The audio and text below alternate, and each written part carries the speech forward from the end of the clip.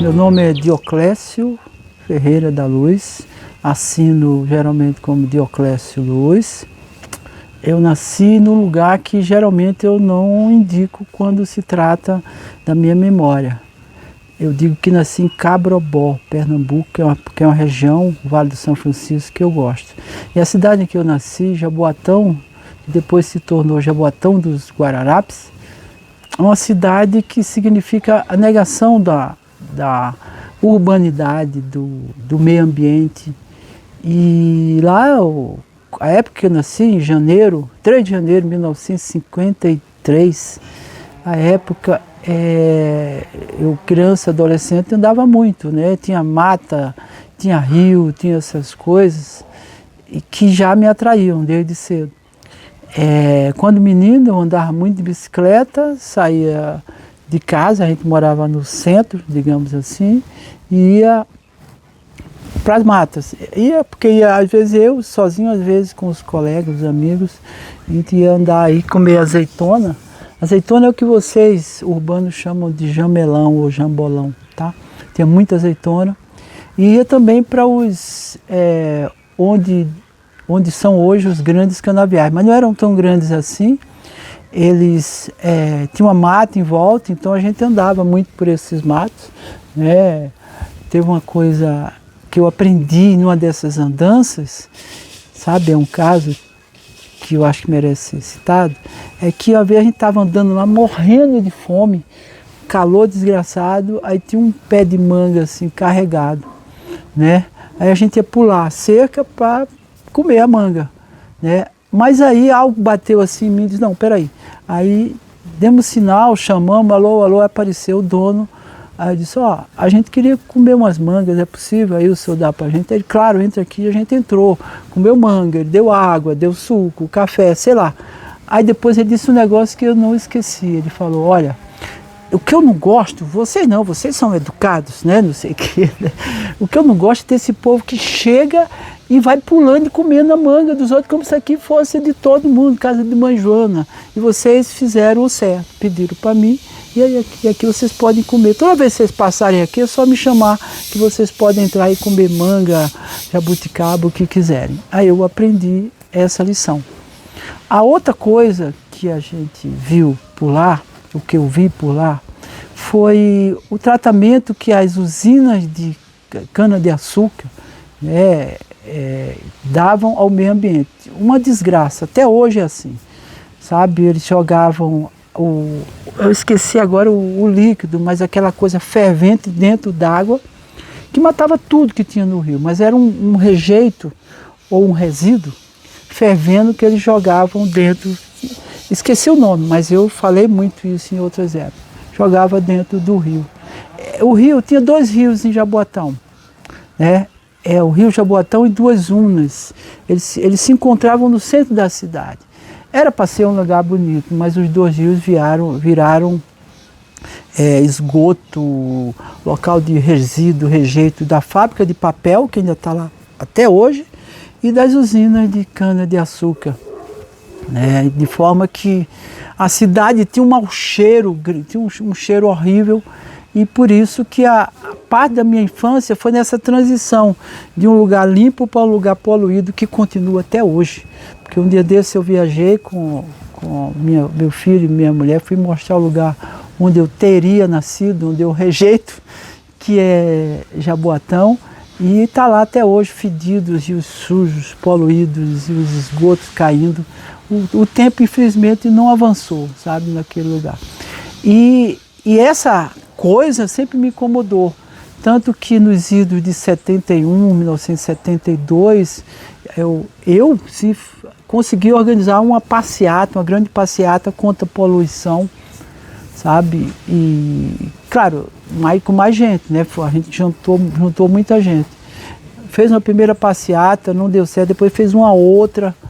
E hoje eu sei que as minhas ações não foram, digamos, as melhores, porque faltava um respaldo científico e jurídico para dizer para o prefeito, dizer para o diretor do hospital, que era médico, que aquela poluição, aquela sujeira do rio, aquela sujeira trazida da fábrica de papel matava as pessoas e ficava atrás da maternidade, mas eu não consegui convencer esse povo. Aí teve uma hora que eu desisti, quer saber, vou tirar isso do meu currículo, e aí eu já estava maior, né, sei lá, fazendo a universidade, aí fui morar no sertão, Santa Maria da Boa Vista, Cabrobó, a Caatinga, que eu gosto até hoje. E essa foi a minha, digamos, minhas primeiras experiências em defesa do meio ambiente, e frustrada. E eu vou dizer para você, desde já, como diz Darcy Ribeiro, eu sou um homem que acumula muitas derrotas, né? A educação que eu me tatuei, militei, não deu certo. O meio ambiente, eu olho em volta, o agronegócio acabou com o Brasil, sabe? A energia, todas as áreas que eu entro em várias áreas, os caras ganharam, o capitalismo ganhou, os empresários ganharam e o planeta está acabando. Claro que, né? E a gente vai falar daqui a pouco da RPPN. Eu fiz a minha parte e eu moro hoje num lugar, que aqui em Brasília, no Lago Oeste, que eu fiz uma mata, eu e a minha mulher, fizemos uma mata aqui, uma floresta, enquanto em volta aqui e ali você vê os desertos do agro ou o deserto de pessoas no lugar errado. Eu fiz engenharia elétrica lá na Federal de Pernambuco, nunca exerci essa profissão, eu digo, eu vou ser jornalista, escritor, e virei, né? E aí, quando eu estava fazendo o meu curso, eu digo, isso aqui não é para mim, quando eu terminar eu vou embora. Mas para onde? Foi aí que eu vi uma propaganda numa revista chamada Trans, que não existe mais, onde dizia, estamos construindo uma comunidade alternativa, se você está disposto, venha para cá. Que era aqui em Planaltina de Goiás, Brasilinha. Né? Eu já tinha morado em São Paulo, que não deu certo. Eu não, São Paulo não deu certo, até hoje não deu certo. Eu tinha morado em Rio Grande do Norte e tinha vindo a Brasília uma vez e agora voltava pela segunda vez. Mas quando eu cheguei aqui, não era, né, eu larguei tudo, eu tinha um material fotográfico, eu mexia com fotografia, eu vendi e vim para cá. Eu fazia até teatro lá, eu mexia com teatro, também mexia com arte. A gente fez umas apresentações, montamos um grupo, coisa e tal, no sertão, no Recife, juntei um dinheirinho e vim para cá. Só que aqui não era exatamente uma comunidade alternativa, eram pessoas que tinham uma coisa lá que não era nada disso. Aí eu caí aqui em Brasília e disse, bom, agora eu vou ter que me virar aqui. Aí fui no Correio Brasiliense, consegui vender uma matéria, depois outras, fui vendendo matérias como freelancer. Depois trabalhei no jornal José da Semana Inteira, né? E furado o negócio da pretensa comunidade alternativa aqui em Brasilinha, eu vi falar da Chapada dos Veadeiros. Foi a época em que eu estava escrevendo uma coluna que tratava dos grupos místicos, esotéricos, delirantes, ufológicos, essas coisas. Eu escrevia uma coluna desse jornal chamado José da Semana Inteira, que depois essa coluna, que virou uma página desse jornal, virou um livro. Um livro não, 2 livros. Publiquei 2 livros contando essas histórias. Nessa empreitada, eu conheci uma pessoa que ele tinha uma máquina que fotografava a aura das pessoas, a chamada máquina Kirlian. Bom, eu tinha andado já com gente que dizia que andou em disco voador, outros incorporavam não sei o que, outros faziam cura, então apareceu esse também, que tinha uma terra lá em Alto Paraíso. Quando ele falou a terra e na Chapada, que eu já ouvi falar, eu disse, opa, é bonito, eles vamos lá comigo. A gente foi, né, eu conheci a fazenda dele, né, a família dele, coisa e tal, e eu lembro que quando ele foi chegando numa terra, que não era exatamente a fazenda dele, eu vi essa terra que eu comprei. Era na beira do São Miguel, eu passando e olhei assim, eu digo, isso aqui, e esse pedaço? Ele disse, a minha fazenda ali, aquele falou, esse aqui. Ah, isso aqui eu não sei, parece estar sem dono, sei lá, né?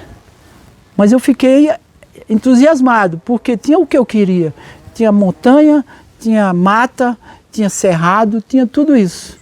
Eu disse, e quem eu procurar? Você tem que procurar primeiro o caseiro daqui. Aí eu, né, acabou a visita, eu saí atrás do caseiro, saí atrás do dono, coisa e tal. Descobri que o caseiro morava em Flores de Goiás, aqui, né? E eu consegui o telefone dele, liguei. Geralmente o caseiro mora no lugar, não tem caseiro que mora fora do lugar, mas eu queria tanto a terra que eu fui comprar dele, de um caseiro que não estava lá. Então eu comprei primeira vez essa terra do caseiro, Flor de Goiás, acertei o valor, levei em dinheiro, que não era caro também. Né? Hoje, digamos, seria o equivalente a, sei lá, 3, 4 mil reais, algo assim. Não era caro, tudo era muito barato. E afinal ele não morava lá, era lucro. E depois eu comprei do dono, de quem tinha escritura. Aí procurei o dono da escritura da região e comprei essa parte da fazenda. Então comprei 2 vezes essa terra. Aí, porque eu queria legalizado, eu não queria estar preocupado amanhã aparecer, não. Foi no cartório tudo bonitinho. Foi assim que eu cheguei na Chapada. E com um detalhe, essa terra eu comprei com a venda de um dos livros que trata dos grupos esotéricos, reportagens sobre esotéricos e místicos. E lá é um dos grandes espaços, era ou ainda é, né, um dos grandes espaços para essas coisas, né, esse transcendente. Foi nos idos de 87 que eu fiz essa visita e comprei essa terra, 87, 88, né, a terra toda, a fazenda toda, que tinha no papel 76 hectares e no georreferenciamento caiu para 67 hectares. E ali não tinha nada, não tinha casa, né, mas eu queria estar lá, né, eu fui plantar, então todo final de semana pegava o carro e ia para lá, né? A minha saveiro velha ia para lá. E aí plantei muita coisa que está lá até hoje, vivo, etc. Azeitona, goiaba, mamão, etc. Está lá. E não tinha casa, tinha um barraco velho, abandonado, e eu ficava lá para dormir. Eu não sou exigente com essas coisas, né? Eu lembro que a gente no mato se arranha muito, mesmo aqui, né? Foi aí que eu descobri que o limão é o melhor. Como é que a gente chamaria? O melhor elemento para limpar, né? Ou para evitar bactérias, doenças, essas coisas. Então eu levava uma corte pequena ou grande, era o limão que eu passava. Arde pra caramba, mas só da primeira vez. Foi um dos aprendizados.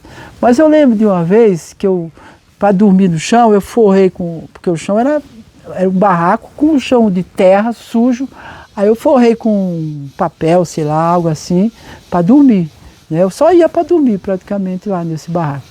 Aí eu dormi, e um dia eu estava dormindo, aí eu ouvi um barulho assim, no escuro, né? Eu peguei a lanterna, não vi nada. Depois eu botei assim no chão, era uma cobra que tinha caído em cima do papel. Né? Mas a gente se entendeu numa boa, ela foi-se embora, sem problema. Mas é um susto, você está dormindo, cai uma cobra em cima de você, né? Do teto. Ela estava procurando talvez algum sapo, alguma coisa lá. Né? E a outra coisa é que aos poucos eu me acostumei a tomar um banho no riacho, aquele riacho que vem do Lajeado, que agora, de uns tempos para cá, a cachoeira do Lajeado seca. Isso é novidade, não existia isso antigamente. Seca por quê? Por causa do uso da água em larga escala e sem controle. E aí, comecei a plantar, então a alegria, você tá lá plantando, aí daqui a pouco você planta um feijão chamado azuki, que é um feijão indiano, né? Porque eu plantei por quê? Porque eu usava para almoçar e ele, como é que se diz, ele não precisa de panela de pressão, ele cozinha bem mais rápido. E é rico, né? Bem rico, bem forte. Né? Mas aí um dia eu tinha um viadinho comendo lá o feijão. O que é que eu vou fazer? Ora, fiquei olhando ele comer, né? Depois eu me virei com outros feijões aí. Então esse foi o começo da história, né? Como eu disse, 67 hoje. E aí, eu não sei o que você quer, o nome da fazenda se chama Moça Bonita, é o nome da fazenda por completo, de 67, onde 40 é RPPN. Esse nome Fazenda Bonita é por causa de uma música do Geraldo Azevedo, que é o pernambucano cantor, que tem uma música chamada Moça Bonita, né? E como eu estava solteiro, né, aí você começa a imaginar, pô, pelo menos vai atrair uma moça bonita um dia. Atraiu bem depois, aqui eu moro com ela aqui. Bom, a fazenda estava lá e, como eu disse, eu sempre lidei com questão ambiental, né, com a coisa dessa importância, né. Então, surgiu em algum canto essa história de reserva particular de patrimônio natural. Eu não sei em que momento surgiu esse projeto, essa lei, que é uma lei esquisita. Ela é ruim essa lei, é ruim, né? Mas eu digo, bom, vamos fazer disso aqui uma reserva. Aí apareceu a WWF com um projeto que era para legalizar tudo. Mas antes da WWF, eu tentei legalizar, criar essa RPPN. Procurei o ICMBio, fiz a requisição para criar, aí foram os técnicos, provavelmente de cérebro reduzido, que disse, olha, não dá para criar porque aqui... Onde é que fica a RPPN, para você saber, indo ao começo? Ela fica no Goiás, em Alto Paraíso, ela começa em frente ao São Jorge e vai até o São Miguel. É um retângulo, praticamente um retângulo. Vai em cima do São Miguel, descendo até o São Jorge. Aí eu digo, vou fazer o RPPN. E onde eu vou fazer o RPPN? Aqui, ao lado do São Jorge, para que não apareça um prefeito de visão capitalista e atrasada que diga, vamos aumentar o São Jorge para onde? Para o outro lado da estrada. Eu digo, então, do outro lado da estrada vai ter uma reserva, que vai ser essa. Então, mas veio o pessoal do ICMBio, aliás, do IBAMA, eu acho que não havia ainda o ICMBio, e o cara disse, não dá para fazer, porque aqui não tem fonte, não tem isso, tem aquilo. Eu digo, lá embaixo tem um rio, ali eu cuido, meu problema é aqui em cima, em frente ao São Jorge. Porque vem, como eu disse, um prefeito e resolve para agradar, se promover, transformar isso aqui numa extensão do São Jorge. Passou, aí veio a WWF, eu até expliquei para o pessoal, já me pediram uma vez, não, vamos dar um jeito, e deram um jeito, e saiu essa RPPN, graças ao apoio da WWF, né? Daí ela foi cercada, toda a área está cercada, a RPPN tem 40 hectares, ela se chama Terra do Segredo, porque na região tem uma serra chamada Serra do Segredo, né? E eu achei o nome interessante, porque segredo, mistério, eu vivo cercado disso para tudo que é lado, né? Então achei interessante manter.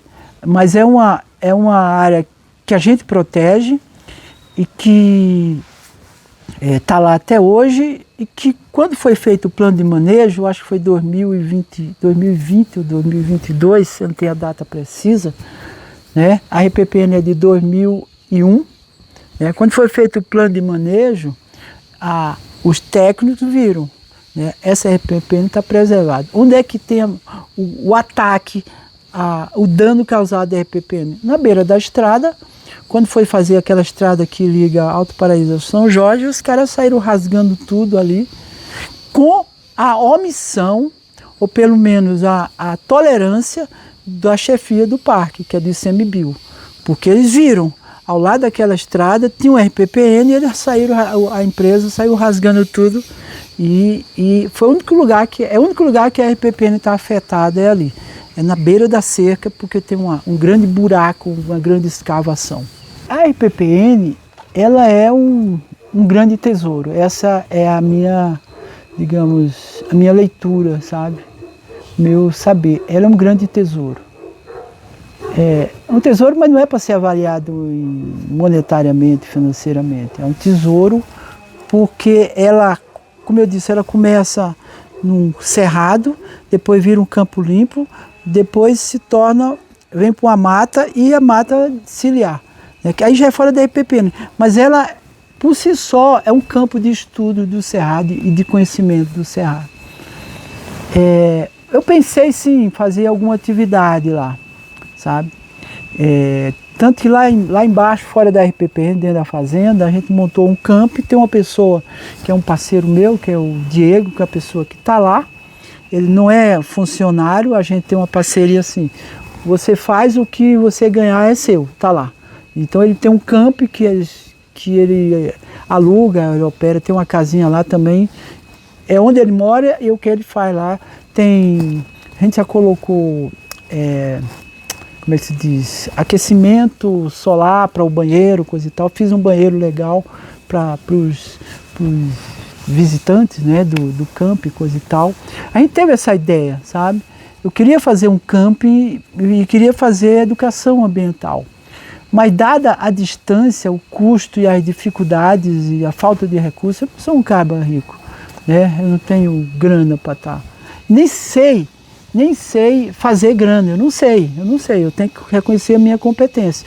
Hoje ela vale, a terra ela vale um dinheiro até alto, com o tempo, mas quando eu comprei eu não pensei em vender, sabe? Isso aqui deve valer onde eu moro, mas eu não estou pensando em vender, não é esse o valor é eu ter um lugar onde as plantas eu passo, as plantas me cumprimentam, oi, beleza, coisa e tal, e são muitas, né? Os passarinhos chegam, isso para mim é uma riqueza.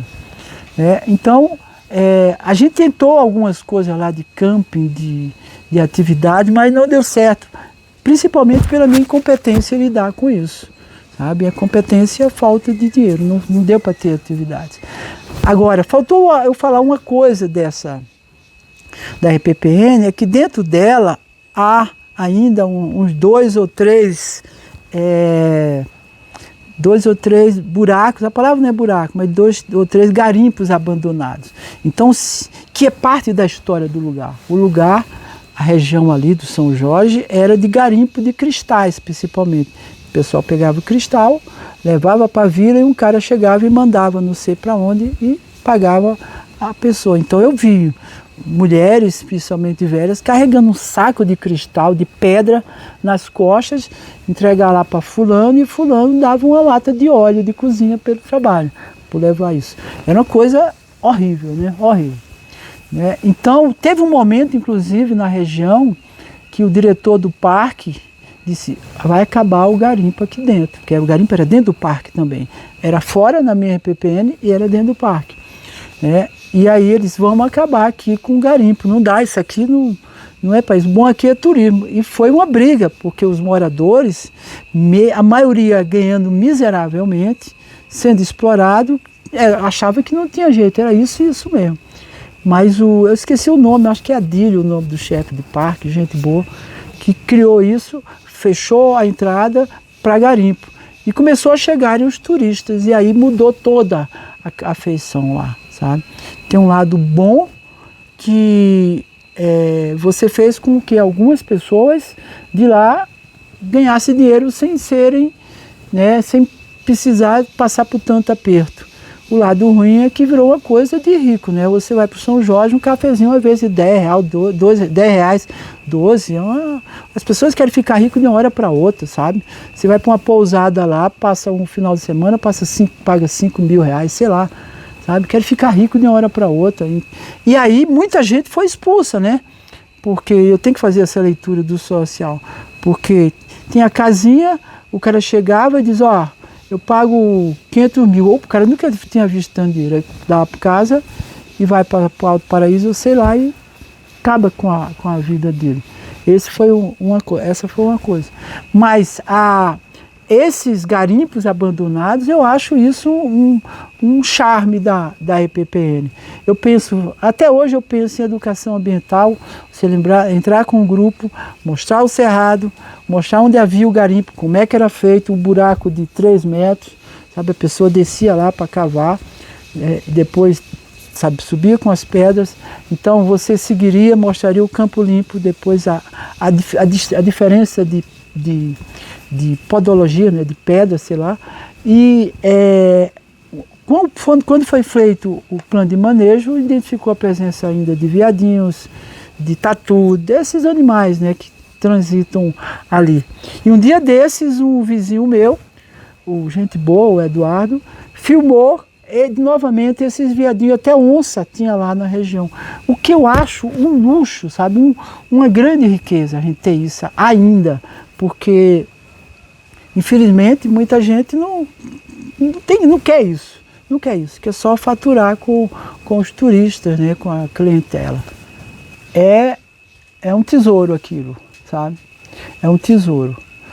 E eu tenho que falar 2 coisas, né? Eu sei que é um tesouro, sabe? Dioclésio sabe.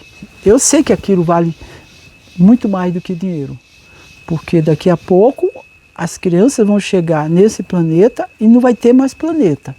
Ou antes disso, hoje as pessoas vão chegar desse Brasil e não encontrar mais Cerrado, nem Caatinga, nem Mata Atlântica, nem Pantanal, porque tem umas figuras que querem ficar ricas às custas da natureza, querem roubar a natureza.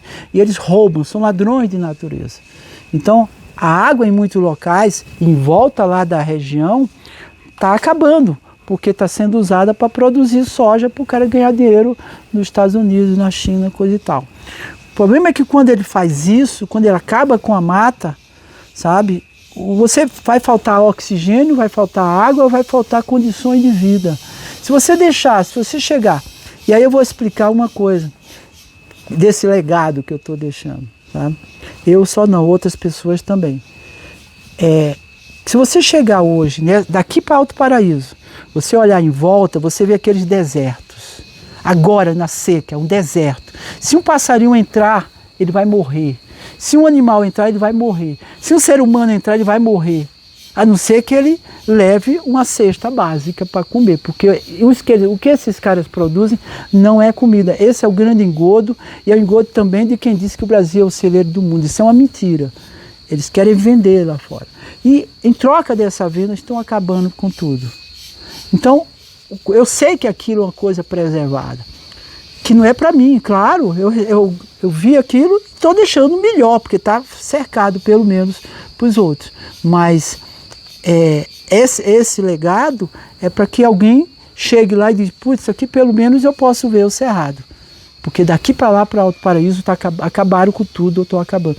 Isso é criminoso, na minha opinião, sabe? E assim, esse é um dos motivos de eu querer vender a terra fazendo, é um dos motivos de eu nem querer de querer ir lá novamente. Porque essa paisagem que destruíram é a destruição da vida, é o contrário do RPPN. É o contrário do RPPN. E teve uma vez, eu trabalhei na Câmara, a gente fez um grupo para criar um projeto de lei novo, que facilitava a criação de RPPNs. Né? Esses fazendeiros, que eu nem gosto de ser chamado de fazendeiros, a gente queria convencê-los a criarem essa reserva intocável, porque no Código Florestal, a reserva, foi modificado o Código Florestal, ele pode plantar até eucalipto na reserva. Sabe? Eles conseguiram fazer isso. Então não tem reserva florestal em fazenda. Pode plantar qualquer coisa, ou quase qualquer coisa.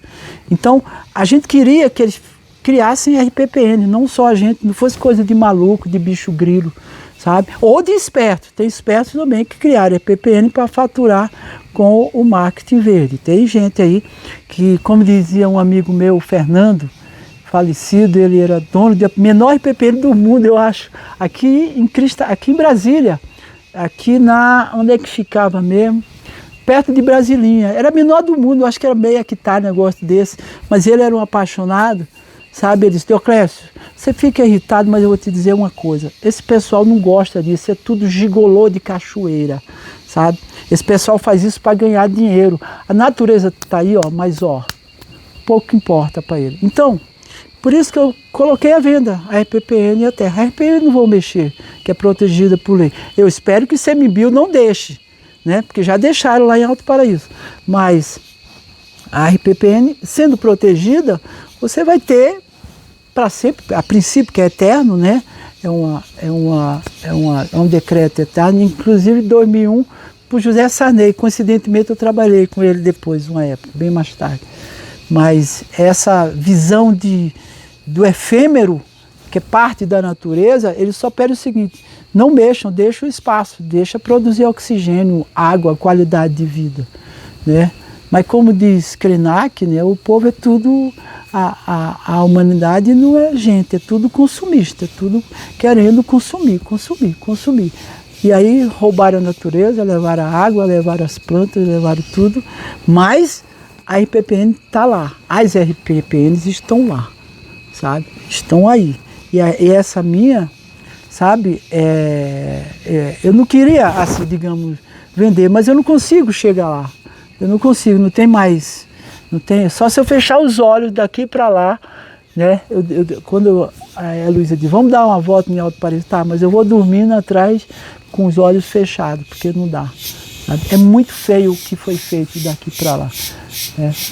O agronegócio, não vamos esquecer, é o agronegócio que acabou com o Brasil, não vai acabar, acabou. Tá? E eu vou te dizer, eu ando muito nesse Brasil. E eu vejo muito desertos feitos pelo agronegócio, onde existia Mata Atlântica, onde existia Caatinga, onde existia Cerrado, Pantanal, acabou. É o nada. Eles inventaram o nada, e o nada artificial. É um deserto artificial. Isso é que é pior. Porque se você for no deserto, com todo respeito, né, o deserto tem coisa, tem plantas, animais, tem bichos, tem vida. Ali não tem vida. A gente passou, eu e a Luísa, a gente passou, foi até Grande Sertão Veredas. Tinha uma área assim vazia, sabe? E um calor, a gente parou e falou, peraí, deixa eu dar uma olhada. O calor que tinha esse chão sem nada, sabe? Com as folhas de milho ou capim, sei lá, nada. Um calor impressionante, nada nasceria ali, nada, nem um bicho sobreviveria. Então é um erro histórico desse país deixar que o agronegócio acabasse com ele. E até hoje esse agronegócio recebe recursos nossos, recursos públicos para se manter. É um dos grandes erros de todos os governos. Desde 1500 estão aqui. Não é por acaso que eles matam o indígena, ou atuam para tirar o indígena e quilombola e por aí faz. Mas a RPPN está aí. A RPPN é uma das minhas grandes conquistas nessa vida. A RPPN é um símbolo, sabe? Mesmo aquelas que eu vejo às vezes que não estão bem cuidadas, ela significa isso. Não foi o Estado que fez, fomos nós. O Estado despreza. O Estado brasileiro é burro, a palavra é essa, burrice. Porque ele agora está entregando os parques. Agora, eu digo, nesse governo, no governo Lula e nos anteriores, começaram a entregar os parques que eram nossos, a natureza para o setor privado. Então, a pessoa que não tem recurso não vai poder mais visitar o parque, ver a natureza. O Parque Nacional de Brasília está sendo privatizado. Existe um projeto de privatizar de um governo de esquerda, inclusive progressista. Não, vamos entregar para o setor privado. O preço sobe, o pobre não vai entrar, não vai aprender. E o que é que sobra? Sabe? Então, esse legado, apesar do Estado desprezar por burrice, porque a gente cria uma reserva que é nossa responsabilidade, sabe? Era para todo dia o Estado estar lá presente. Olha, o que é que a gente pode fazer? Eu vi um fundo ali, vamos trazer. Não tem isso. É burrice, sabe? Se existe um Estado burro, ou pelo menos um setor burro do governo brasileiro ao longo do tempo, é o setor que cuida ou cuidaria das RPPMs. Sabe? Era para eu estar aqui, está toda hora alguém ligando, ó, Dioclésio, o que é que a gente pode fazer lá para manter, para segurar, para garantir? Como trabalhar com a educação? Não tem isso, não tem. Sabe? Era para ter um contingente de pessoas. E eu vou dizer, não é falta de gente, é falta de visão, é falta de inteligência. Sabe? Porque em volta estão destruindo tudo. Tem uma coisa que eu preciso falar. Quando a gente foi lá no Grande Sertão Veredas, que é uma área imensa, né? O parque, uma área imensa, eu não sei o número agora, a gente viu acontecer um fenômeno. As aves, a arara, estavam cheias por lá. Aí a gente foi numa vila que tem lá dentro, inclusive, o pessoal morando ainda. Eu perguntei, e aí, você escolhe bonitinho? Não, não dá, as araras comem todas. Claro, em volta não tem mais nada. Então não adianta a gente criar nichos. Porque a natureza não tem nichos. A natureza não tem isso de esse aqui não. Ou está tudo ligado ou ela morre, ela se acaba.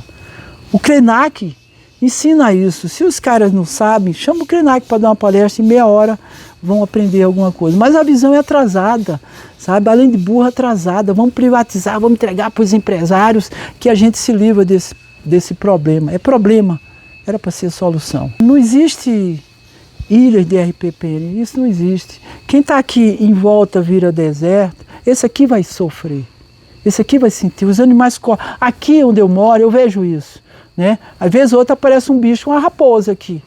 E o que é que ela vai fazer? Para lá ela morre, para lá ela morre, para lá ela morre, porque aqui ainda tem um pouco de cerrado onde eu moro, sabe? Mas ali tem sei lá na frente tem um vizinho que não gosta, porque vai comer a galinha e mata. Um dia desse apareceu uma onça aqui embaixo, né? Eu digo, opa, uma onça, maravilha, mas já estavam falando, não, a gente precisa pegar, não sei o que, precisa matar. É essa a visão. O ser humano civilizado, tal civilizado, ele aprendeu a fugir da natureza, a ter medo na natureza. A natureza é um problema para isso. Então, ou ele rouba a natureza e cria um veneno ou um remédio mesmo, rouba a natureza, mas desfaz, né? Ou fica assim à distância querendo acabar com ela. O agronegócio é bom nisso, de acabar com a natureza. Então, no futuro, as RPPN se mantêm, claro, agora, sendo nicho, sendo bolha, não vai adiantar. Não vai adiantar. Os animais vão correr para cá, digamos, para esse espaço, mas eles não ficam aqui, eles também saem. Quando eles saem, eles vão ser mortos, vão ser presos, vão invadir casa e as pessoas não querem, coisa e tal, sabe? Não tem isso. Como diz muito o Ailton Krenak e outras palavras, sabe? Ou a gente aprende com a natureza, ou a gente morre, sabe? Era para ter um grande movimento nacional contra os agrotóxicos, por exemplo, acabar com agrotóxicos. Por quê? Quando, por exemplo, você tem um inseto atacando a sua lavoura de soja, aquela coisa lá, sabe? Os caras jogam veneno. Aí não mata só esse inseto X, mata a abelha, mata isso. E sem inseto não tem comida. Não tem comida, sabe? Como é que você vai viver no planeta sem natureza? Não dá. Não dá. Aí vem, claro, os europeus, os americanos, sabem que aqui vale tudo, sabe? Manda plantar soja, produz soja e depois compra lá. Não precisa ele acabar mais lá, que já acabaram em vários cantos. Mas aqui os bestados, esses novos ricos ou milionários da soja, estão nem aí, velho. Estão nem aí. Como disse a Sônia Guajajara uma vez, não existe soja sustentável, não existe. Não adianta maquiar, não adianta a Embrapa tentar me enganar, a Embrapa tem que pedir desculpas, porque foi ela que ensinou esses caras a acabarem com o Cerrado, com o Pantanal, com os Pampas. Ela tem que pedir desculpa e pagar por esse erro, né? Agora, se você pensar que no futuro você tem os parques protegidos, entregue para o setor privado. Então, natureza é só para rico, é para o elite, é para quem tem grana para entrar. E as RPPNs aqui, outra ali, estamos ferrados. Não existe isso, não funciona. Porque a RPPN é para preservar, mas diferente de um, sei lá, outra coisa, você bota um bibelô dentro de casa, você preserva, mas a natureza ela não tem, a cerca não protege a natureza, não é a cerca, são os vizinhos, é o conjunto, sabe? Não temos mais esse conjunto, acabou-se, eu escrevi já um texto, o Brasil acabou, o mundo acabou, só não nota que não quer, que os caras vão até o fim, vai ter uma COP30 aí, é inútil, porque os empresários não querem parar, eles vão até o fim. RPPN, ora, por que eles não adotam o RPPN nas fazendas dele? Porque eles querem ocupar tudo, querem pegar todas as águas que tem no planeta. Eles vão furar um poço aqui, acabou a água, eles vão lá embaixo, acabou, vão embaixo, até dizer, não tem mais água em lugar nenhum. Se você fizer uma pesquisa, você vai ver que vários lagos e riachos secaram para produzir essa tal dessa soja, do milho, do algodão que vai para fora, né? Que dizem que é o não sei quanto do PIB. E do vivo, quanto é? Acabou. Cadê o CMBio que não bota na cadeia esses caras? Não, pelo contrário, esse Estado que é burro ainda financia, porque eles criaram essa alegoria de que, essa fantasia, esse mito de que não sei quanto do PIB gera emprego. Mentira! Nem emprego esse troço gera. Você tem 17 mil hectares, tem 30 pessoas, 40 trabalhando. Então o RPPN no futuro vai ficar lá como símbolo, mas é espécie de zoológico com a porta aberta, porque os pássaros, os animais, né, a não ser que você bota uma tela eletrificada e faça de fato o zoológico, mas senão eles vão sair, aí quando sair vão morrer, sabe? Se ele sair, o vizinho planta soja, vai o beija-flor, ele morre. Se vai um tatu, ele morre. Se for uma onça, morre de fome, calor, não tem um abrigo. Boi morre nesse calorzão, né? Hoje você vai comprar boi e já sai a carne assada quando você corta, entendeu? Mas repare, eu não sou pessimista, apesar de tudo, porque eu estou fazendo a minha parte. Eu sou otimista, eu espero que uma hora alguém diga basta, sabe? Uma hora alguém ouça o Krenak, a Sônia, os indígenas e diga basta, não dá mais, vamos criar RPPN, sim, mas RPPN só não basta, é isso que eu quero dizer. Se daqui para lá voltar a ter cerrado, aí eu digo, opa, tem solução. Porque o cerrado existia, foram eles que acabaram. Quando eu falo do ICMBio, né, eu não quero generalizar. Tem pessoas lá que sim, atuam corretamente e têm uma vontade. Mas tem outros que parece que passaram no concurso apenas para estar lá, cumprir a pauta, né? Cumprir a agenda e vou embora, 8 horas bate cartão, vou embora, acabou. E meio ambiente não é para qualquer um. Tá? Não é para qualquer um, não é para quem decorou leis, para quem passou em concurso. Isso não é o principal. Sabe? Eu encontro servidores apaixonados por isso, sabe? Que brigam. Eu trabalhei em serviço público muito tempo. Eu sei o que é isso. De servidores apaixonados e aqueles que entrega mesmo para os caras, deixa que é natural isso acabar, coisa e tal. Então, quando a gente fez o projeto de lei saiu, mas saiu um projeto ruim porque uma assessora lá resolveu esbagar. A gente fez todo um trabalho democrático de construção desse projeto e não foi para frente. Mas a ideia dele era convencer os fazendeiros a criarem RPPNs. Esse era o principal. Criando facilidades, criando fundos, coisa e tal, sabe? Porque os grandes fazendeiros, se eles entrassem nessa, melhorava a situação. Mas eles não entram, eles não vão nessa. E esse é um país que está entregue, infelizmente, aos empresários. Os empresários, eles destroem tudo. Então, quando eu penso em RPPN, eu que lido com comunicação, sabe? Eu vejo que não há como uma comunicação decente, há um desprezo e aquela coisa de sacar a oportunidade. Gente, a gente está brigando para cuidar de um parque e os caras estão criando reserva, vamos juntos com eles. Eu lembro que eu falei uma vez para o diretor de um parque desses, né, que era chefe do parque lá de Alto Paraíso, eu falei, olha cara, vamos chamar as RPPN para fazer aqui uma rede, coisa e tal. Aí o cara falou, não dá porque eu estou envolvido com esse parque, já são 60 ou 600 mil hectares, não dá. Eu pensei, é burrice desse cara falar isso. É burrice, porque uma rede em volta ou ao lado é um apoio que ele tem, sabe? É sinergia o nome disso, mas esse cara nunca vai saber o que é sinergia na vida dele. Entendeu? Então, tem gente que está no lugar certo, mas tem gente no lugar errado. E gente no lugar errado, às vezes, atrapalha muito. Sabe? Foi um burocrata que disse para mim que eu não podia fazer RPPN. Como assim? Sabe? Se eu estivesse lá, não, vamos fazer de qualquer jeito, o que é que você quer? Se eu estivesse lá, sabe, eu dizia, vamos valorizar a RPPN, vamos chamar e dizer, o que é que falta? Sabe, é fundo, vamos sair atrás de... A gente não tem dinheiro, mas vamos sair atrás de fundos. Nunca vi assim, ICMBio ou IBAMA fazer isso. Sabe? Nunca vi, sei lá, dizer, vamos fazer isso aqui, render, vamos proteger, vamos fazer... Não, o que aparece é o quê? Do Estado. Vamos criar não sei o que, um fundo para carbono, não sei o que, então cada hectare... Isso não funciona. Não é a grana que vai mudar isso, não é a grana. E falta cabeça para perceber isso. Não é produzir grana que vai fazer o cara gostar de produzir aquilo. Porque no dia que acabar o dinheiro da grana, ele tora tudo e planta eucalipto, ou planta algodão, ou planta soja. Tá? É isso, eu tenho esperança. Agora, cabeças novas, esses velhos que chegam às vezes no órgão público com a cabeça atrasada, não vai mudar. Não vai mudar nada.